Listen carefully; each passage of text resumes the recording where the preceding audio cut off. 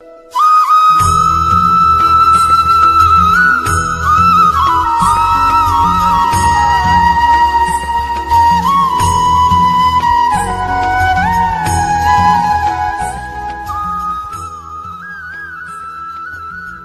ବଳଦେବଙ୍କ ଜନ୍ମୋତ୍ସବ ଅବସରରେ ନେମାଳ ପଞ୍ଚାୟତ କଲ୍ୟାଣ ମଣ୍ଡପ ପରିସରରେ କବି କାଶୀନାଥ ପ୍ରଧାନଙ୍କ ଆଧୁନିକ କବିତା ସଂକଳନ କବିତା କାଦମ୍ବିନୀର ଲୋକାର୍ପଣ ଉତ୍ସବ ଓ ସାହିତ୍ୟ ଆଲୋଚନା ଚକ୍ର ଅନୁଷ୍ଠିତ ହୋଇଯାଇଛି।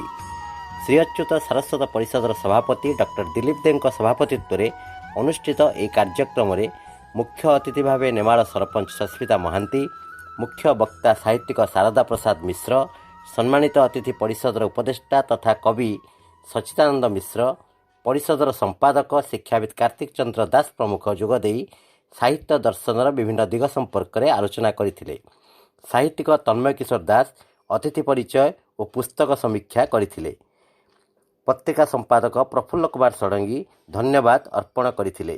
ଅନ୍ୟମାନଙ୍କ ମଧ୍ୟରେ ପଣ୍ଡିତ ନବକିଶୋର ଦାସ, ବିପିନ ବିହାରୀ ସ୍ୱାଇଁ, ଜୟରାମ ସାହୁ, ଜ୍ୟୋତିରଞ୍ଜନ ପୂଜାରୀ, କେଦାରନାଥ ସାହୁ, ଆଇନଜୀବୀ ଅମରେନ୍ଦ୍ର ନାରାୟଣ ଦାସ, ଦେବେନ୍ଦ୍ରନାଥ ସାହୁ, ସୁରଥ ରାଉତ, ଗୌରୀ ଦେଇ ଓ ଝୁନୁମୟୀ ପଣ୍ଡା ପ୍ରମୁଖ ସାହିତ୍ୟିକ ଯୋଗ ଦେଇଥିଲେ।